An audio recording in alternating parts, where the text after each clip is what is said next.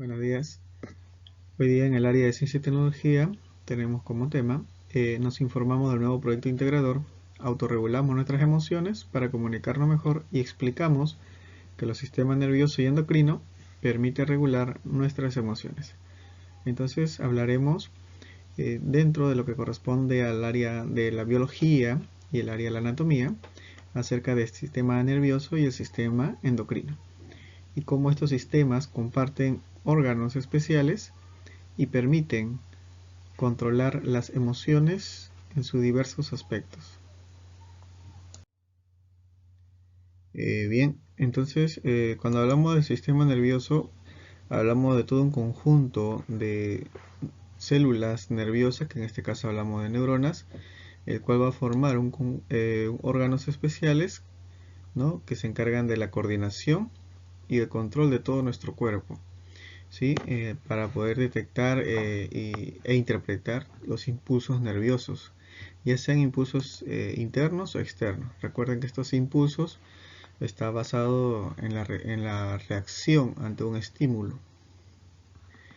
Estos mensajes se transmiten entonces a través de señales eléctricas denominadas sinapsis, ¿sí? Y lo va a realizar lógicamente la neurona. Eh, Dentro de las funciones de la neurona tenemos que tener en cuenta lo siguiente. Primero, recibir la información del medio interno, externo y de otras neuronas. Esa es una de sus funciones. Segundo, que integra la información recibida y produce una señal de respuesta, ¿no? Siempre hablamos de estímulo-respuesta. Luego va a conducir, ¿no?, la señal hacia una estructura, o sea, va a llegar a una terminación.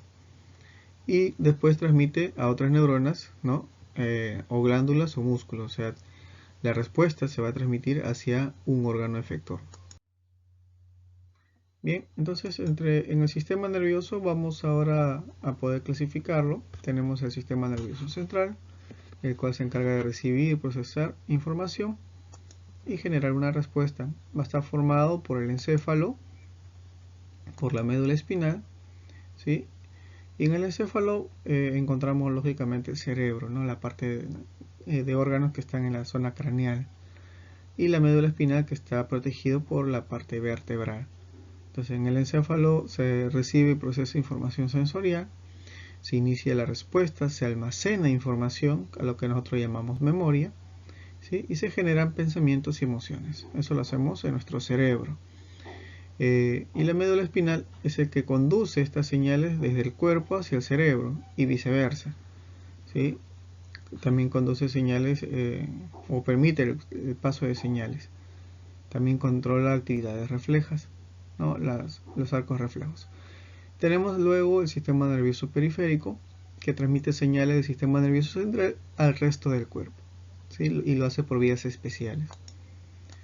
Dentro de esas tenemos las neuronas sensitivas, las neuronas motoras que habíamos mencionado, ¿sí? Las sensitivas acarrean señales entonces desde órganos sensitivos hacia el sistema nervioso central.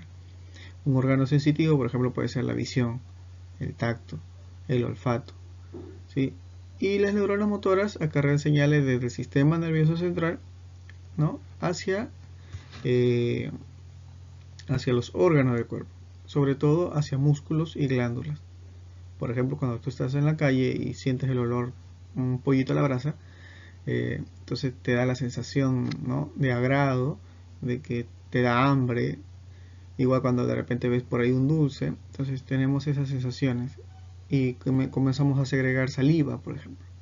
Entonces eso lo hace el sistema nervioso periférico a través de las neuronas motoras, ¿no?, porque da una señal a una glándula. Lo mismo en los músculos. Para nosotros poder agarrar las cosas, caminar o correr, también necesitamos señales eléctricas, y esto lo hace a través del sistema nervioso periférico mediante las neuronas motoras. Tenemos luego el sistema nervioso somático, ¿sí?, y el sistema nervioso autónomo, que depende de estas neuronas motoras. Entonces, en el sistema nervioso somático, el cuerpo, se controlan movimientos voluntarios, ¿no? Hay un control de estos movimientos. Entonces permite la activación del músculo esquelético, porque es el que rodea pues al hueso. También está aquí el sistema nervioso autónomo. En el sistema nervioso autónomo nosotros no controlamos al músculo, puesto que el sistema nervioso periférico y central lo van a hacer. Por ejemplo, los latidos del corazón, nosotros no lo podemos controlar. Igual la respiración. Si bien tú puedes aguantar la respiración, pero no puedes controlar todo el proceso. Entonces, eso lo va a hacer el sistema nervioso autónomo. Tenemos también aquí, dentro del autónomo, el sistema nervioso simpático y el sistema nervioso parasimpático. ¿Sí? El simpático prepara entonces el cuerpo ante situaciones de estrés o actividad física. Entonces, cuando hay un sismo y tu cuerpo reacciona, entonces está reaccionando el sistema simpático. Igual cuando estamos ante una situación la cual genera pues un movimiento brusco, también el sistema simpático actúa. ¿Sí? Son instintos. En cambio, el sistema nervioso parasimpático lo va a hacer en el momento de que tú estás relajado o haciendo una acción normal o común.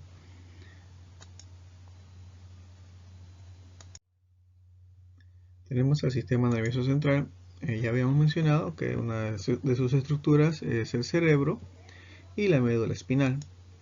¿Sí? Entonces tenemos al encéfalo, que es la parte que está rodeada aquí por el cráneo, el cual lo protege, ¿sí? Y las vértebras que protege la médula. Su función, transmitir mensajes, procesar y analizar información. En el cerebro, adicional a ello, se divide también en lóbulos, ¿sí? Lóbulos frontales, parietales, temporales, y cada uno tiene una función diferente porque va a almacenar un tipo de estímulo diferente.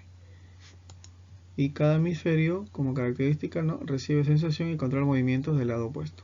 ¿Qué quiere decir? Que mi hemisferio derecho, ¿sí?, o sea, lo que está en esta parte derecha, controla todo mi lado izquierdo. Y viceversa, mi lado izquierdo controla toda la parte de mi lado derecho.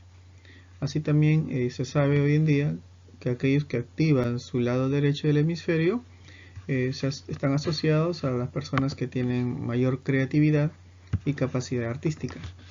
Y aquellos que controlan su lado izquierdo del cerebro controlan pues la capacidad del razonamiento, la parte lógica, la parte matemática.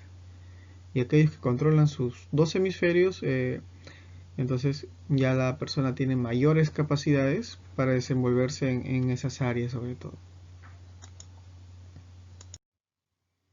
Entonces tenemos que entender dos conceptos básicos. Primero, que es un órgano endocrino.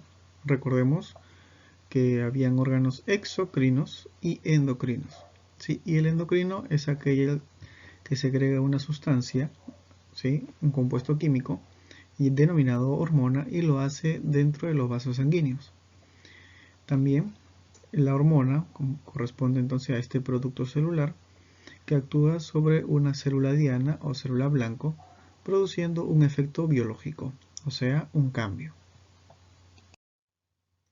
Acá en la gráfica podemos apreciar una imagen de una glándula de tipo exocrina, como por ejemplo una glándula sacrimal, una glándula salival, una glándula sebácea, ¿sí?, porque la sustancia que generan las células lo vierten al exterior.